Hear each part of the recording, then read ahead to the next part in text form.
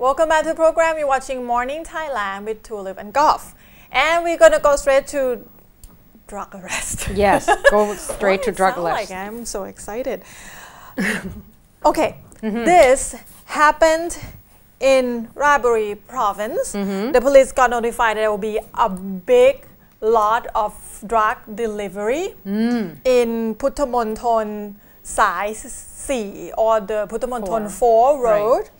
And then they got notified again that this has changed the venue to Big C Samut Prakan. Yeah, they changed the last time it was a change of venue too that the police yes. able to arrest and them. The police went there and then they got notified that the venue changed again to a deserted mental rehab center building on Thonburi Pak Tho Road in Pak Tho district of Raebareli province, which is on the border area with Samut Prakan province. Right. So the police went there with all this narcotic suppression division and they waited for 3 hours. Right. Nobody shows up. Finally, they decide to went into the deserted building and they found 3 fertilizer bags. Inside there was 202 packages of heroin, which is 28 kilograms total. And also 14 kilograms of crystal meth, which they said that if it goes to the market, it will be a value of 100 million baht. Now, I would like to just fix myself a little bit because I said the wrong province. It's actually in Samut Sakhon. Right. Somehow I say Samut Prakan. All this Samut, it just confused me. Anyway, it happened in the Samut Sakhon province. So the police said that they got this tip-off, this report, because this is actually part of the drug trade that controlled by this one guy in Mae Klong prison, which is called Ti Uan. So the big drug lord is still in prison and he able to order all this transferation. All right. Anyway, that's a good thing that they're able to catch this, even though there's no suspect, but they know who's the one that made an order. And this is a really big lot. 28 kilograms of 28 kilograms of heroin and 14 kilograms of crystal meth. All right. Crazy. Yep, crazy indeed. Now to another craziness, of course, you have seen this morning. If you're in Bangkok, you will see. Most definitely, you can't miss it. It's raining overnight, and of course, this morning as well, it was taking us quite a bit of a struggle to just get into the building this morning. There's no sunshine yesterday. No, and of course, it's not going to be until at least the 21st. So you're going to have to brace for a lot more rain, and we report about this already. However, just to give you a little bit more information on this, at this point, Kun Patrasop Surasawadi has already went to Cha-uat province to look at all the dams around the area, because obviously, if something going to save us, going to be the dam that we have. Okay. Good news is there's only about 30% of the water level in the dam right now. So that means that it will be able to take on a lot more water. So chances are the flood's not gonna be as bad. However, there has already been reported that the 3 provinces that everyone is worried most are Pisanulok, Pichit, and Ayutthaya province, Pranakon Siea Ayutthaya province. Now, of course, these 3 situated very close to Chao Phraya River, and the thing is, if you cannot release the water from rainwater into the river itself, because the river is already high, then that could cause a problem. At this point, there has been a lot of dike situated. Make sure that it's erected so that it will prevent the flood from happening to the area. However, obviously, rescue teams are in place to make sure that if, God forbid, something happens, then at least the residents will actually be helped. And they say that in the northeastern parts of Thailand has seen a lot of rain recently, like Yasothon, Roy-et, Sri Saket, Surin, Nakhon Phanom, Mukdahan, Amnat Chareun, Ubon Ratchathani, as well as Nakhon Ratchasima. Now, in eastern part, there's also some in Sa Kaeo, Rayong, Chanthaburi, and Trat. So the most severe, well, it's not the most severe, but the most severe impact would be in Roi Et. At this point, there has been a report of a house that has been crumbling down due to heavy rain, strong wind, and one of the roof of the nearby house actually hit this particular brick house. The brick collapsed onto a mother and an infant, 20-day-old infant. Obviously, the mother survived. However, her infant did not make it. That's so heartbreaking. yeah, a little girl did not make it. It's very unfortunate. So at this point, the government has already, the Prime Minister, especially Kun Yingluck Shinawatra, has already talked to the concerned parties and said that for the provincial governors as well as people, the authorities in the area, to warn their residents, make sure that they brace for heavy rain to come, because this is due to the tropical depression. Is a monsoon season. So if you want to, once again, travel to the sea, the ocean, diving, refrain yourself from that, because this might not be the best time. Right. Okay. Move on to the next news. This happened in Bangkok. Okay. It's one of those unfortunate events. Very unfortunate, actually. It happened in the middle of the night. A lot of people has been complaining that Bangkok doesn't really lit well in the night, all this public area on the street, and this is probably reflect those complaints. On Wednesday night, the police got notified that there was a guy fell in an open sewage.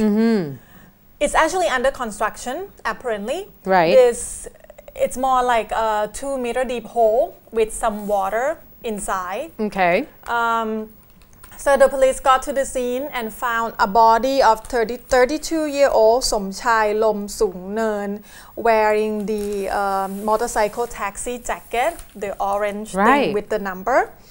And the police able to talk to his friend Chainarong Si Sumang. His friend said that they will all work at the together at the motorcycle taxi together at Rashada Pisek 14.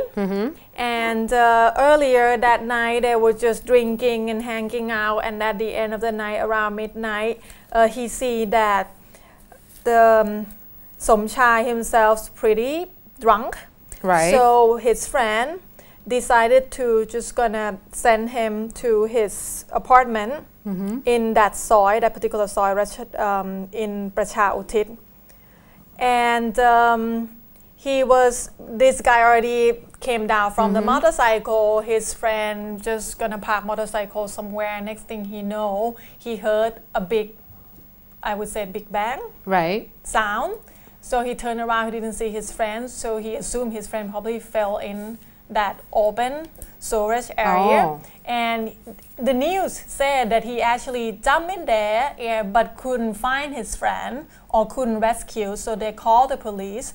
The police came with the rescue team. They finally found his body, which is already 30 minutes later. Oh, okay.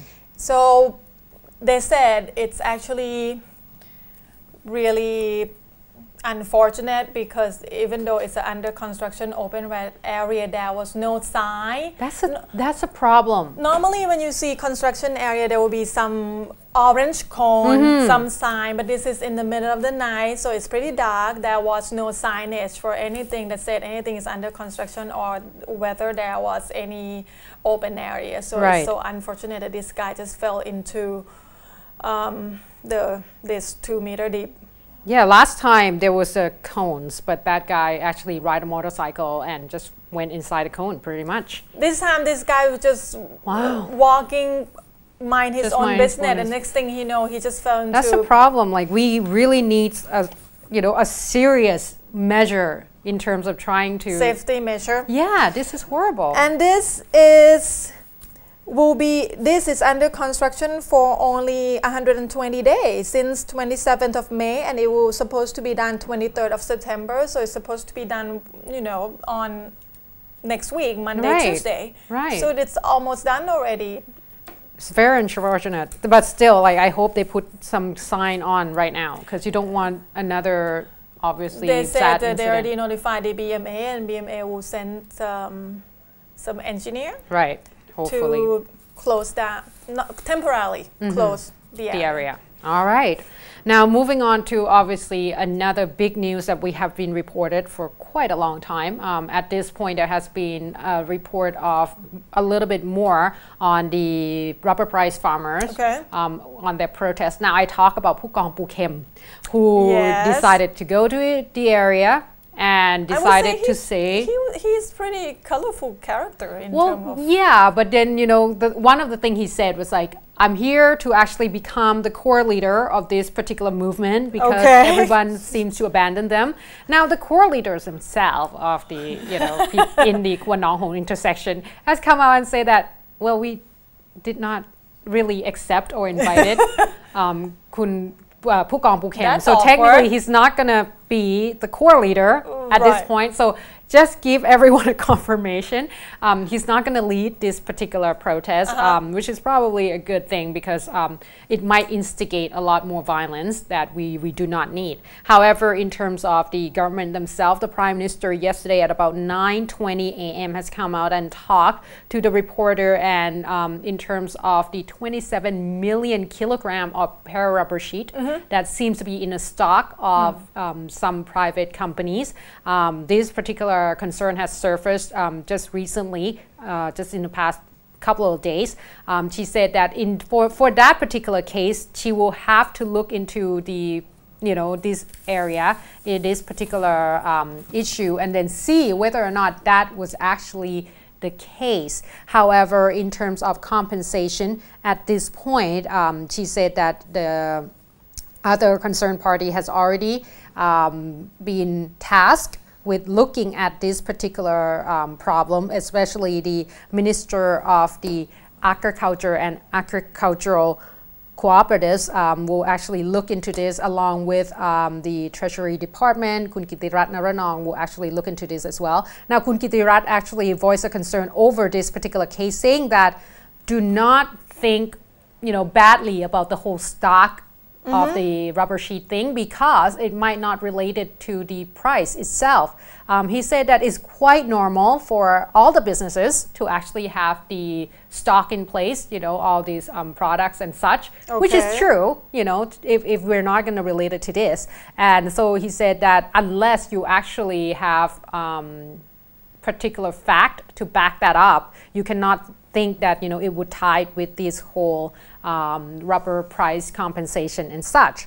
Now, of course, the Minister of Agriculture and Cooperatives Department, Kun Yukon Lim Lang Tong, also said that 135 entrepreneurs that actually owns the para-rubber stock, about 350,000 tons altogether, will actually be registered onto the list already to take a look at whether or not these people are actually stocking it for the price that was supposed to be increased and compensated by the government itself. Now they say that at this point they have about 435,548 of the rubber price farmers in Sisakhet, Khon-Kaen, Mahasarakam, Karasin, Sakon Nakhon, Mukdahan, and Nakhon Si Thammarat, along with Krabi, Pattani, Uttaradit, will actually get this compensation, and that will start on 24th of this month. So 4 days, in the next 4 days. So they urge all the rubber farmers who would like to actually receive these subsidies, please register yourself, because unless you do so, the government cannot provide you with any assistance. Obviously, you need some kind of system in place instead of just giving it out randomly, which makes sense. Now, of course, another concern at this point is the fact that a lot of people seem to think, especially in the government side, that the Democrat Party has something to do with it and support it and back it up. So Kun Withaya Kaew Paradai of the Democrat Party said that he met with Kun Wisan Techa Thirawat of the Interior Minister, talking about this particular problem of all these rubber price farmer protests, and said that there was two of the concern issues that came up. Is the the fact that whether or not these protesters will actually be press charges, as well as the fact that for the 90 baht per kilogram of the para-rubber price, whether or not it could be reconsidered to perhaps increase it higher. So I think that at this point there hasn't been any report of further violence, which is good, but I think that the concern issue at this point would be the fact that whether or not the government will be able to negotiate. And one of the things is they would like the key figures like Kun Prachapomnok or Kun Kittirat Naranong to go in and talk to the people themselves instead of sending someone else in terms of negotiation. So, yep, so that's the para-rubber price farmers protest so far. Now we're going to take a short break because Kun Tulip's going to talk to us a little bit about the House deliberation yesterday. 2.2 trillion baht.